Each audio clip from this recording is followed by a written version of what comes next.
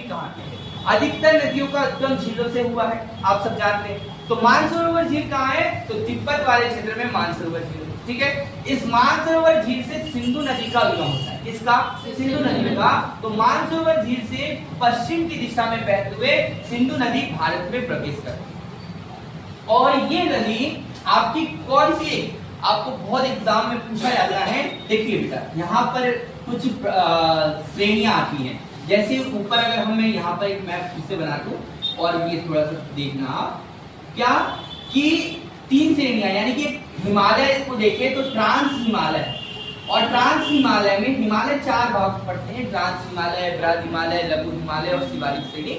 उसमें ये ट्रांस हिमालय है, और ट्रांस हिमालय में 3 श्रेणियां हैं। एक है काराकोरम, ठीक है, लद्दाख, और एक है जास।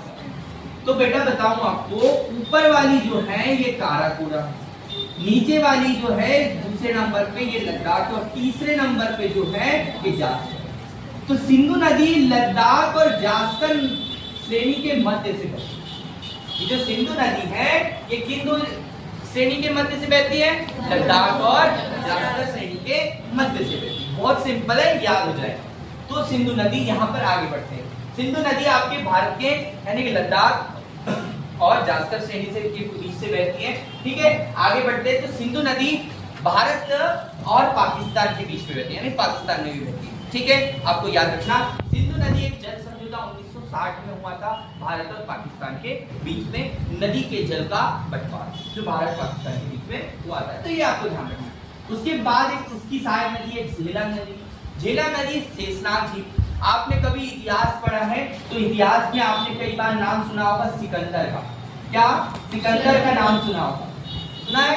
वर्सेस एक व्यक्ति था पोरस, ठीक है।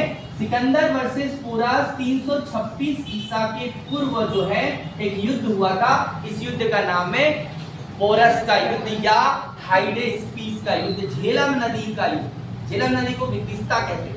क्या कहते हैं? विदिस्ता। इनके कुछ नाम भी है। तो विदिस्ता का युद्ध, तो ये आपको ध्यान रखना है कि ये झेलम नदी के पास कहीं हुआ था, किनारे हुआ था। तो ये भी क्वेश्चन यहाँ से रिलेट करता है हिस्ट्री को, ठीक है। तो आपको ये याद रखना है, ये झेलम नदी शेषनाग झील से निकलती है, इसको विदिस्ता के नाम से जाना जाता है, ये सिंधु की सहायक है। इसके बाद चिनाब नदी। चिनाब नदी जो है ये बाड़ालाचा दर्रा, हिमाचल प्रदेश के बाड़ालाचा दर्रा से, आपको दर्रे पढ़ने रहेंगे, है ना। बहुत इंपॉर्टेंट दर्रे हैं, जैसे कि आप काराकोरम दर्रा, जोजिला, है ना, जेलेपला, बहुत सारे दर्रे आपको यहाँ पे पढ़ने रहेगा।